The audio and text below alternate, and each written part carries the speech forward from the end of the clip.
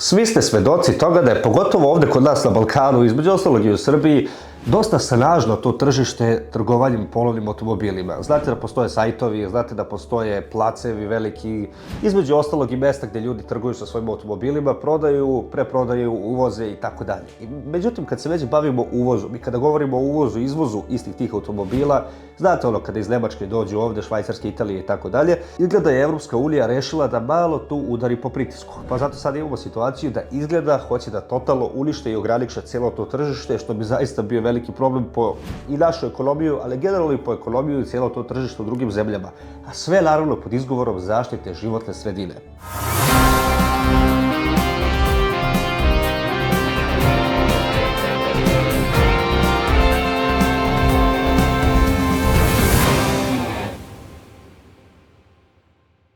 Sad, kako stvari stoje, 1. januara se definitivno ništa neće promeniti povodom zabrane Evropske unije da se izvoze kola van njene teritorije, odnosno da neko iz Nemačke može da izveze neki automobil u Srbiju. Međutim, izgleda da će uskoro i doći ta neka zabrana koja će na osnovu nekih ekoloških standarda to uspeti valjda i da zabrani. Činjenica je da Evropa ide ka tome da zaista zabrani izvoz polovnjaka van EU koji ne ispoljavaju određene tehničke i ekološke standarde. Reč je o takozvanoj ELV, End of Life Vehicle, kraj radnog veka vozila, inicijativi Evropske komisije kojom žele da zaustave izvoz otpada van granice Evropske unije, a u ovom slučaju taj otpad su stara i istrošena vozila, prenose evropski mediji. Stupanje na snagu se očekuje već početkom 2026. godine, ali bi početak primjene trebalo da počne tek punih 5 godina posle stupanja na snagu, jer treba još dosta pripremiti i na terenu. To znači da bi kontrola izvoza polovnjaka na granicama trebala da krene od 2031. godine. U mnogim medijima prethodnih dana pojavila se informacija da će od 1. januara 2026. na snagu stupiti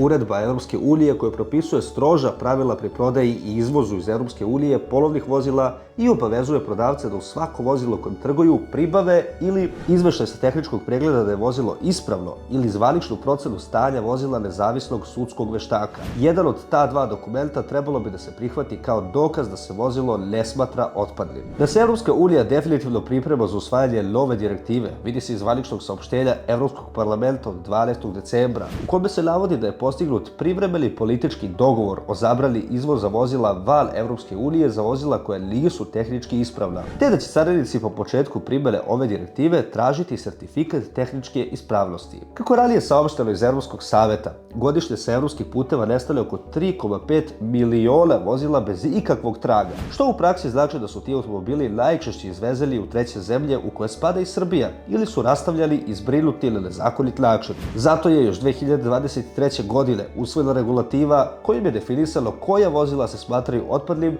te će morati da idu na reciklažu. U dokumentu se jasno definisali kriterijumi na osnovu kojih se procenjuje da li je polovno vozilo uopšte moguće tehnički ili ekonomski vratiti u ispravno stanje. Poslednjim izmenama, čije se usvajanje očekuje početkom naredne godine, uslovi se dodatno pooštravaju.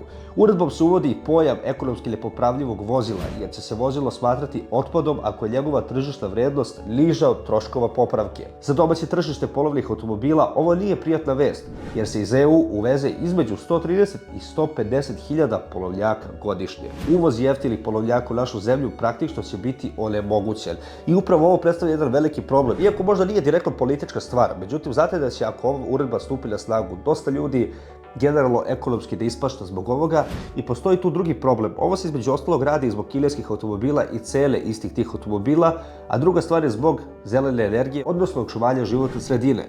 Iako je možda veliki udar na pojedinu ekonomiju, ovo će dosta da pobuni i Srbe, a ako gledate možda sa te strane, verujte mi, iako možda nekim ovo zvuči suludo, ali popularnost Evropske unije će u 1%, ne možda prevelikom, ali u jednom sigurno da padne zbog ove odluke, jer udarate tamo gdje jedan narod osjeća sentimentalnu povezanost sa nekom, da kažem, nasumičnom temom, a ta tema je definitivno ova. Jer ako u Nemačkoj za neki automobil koji vredi 2000 evra, vlasnik za neophodne popravke kako bi automobil mogao da dobije sertifikat treba da plati 1500 evra, Takav automobil će papirološki ostati otpad i neće moći legalno da napusti Evropsku uniju, čak i ako bi u Srbiji mogao da se popravi po daleko nižoj ceni i kasnije preproda. Model koji kupimo jeftino u inostranstvu, sredimo i preprodamo u Srbiji, po svemu sudeći više neće biti moguć.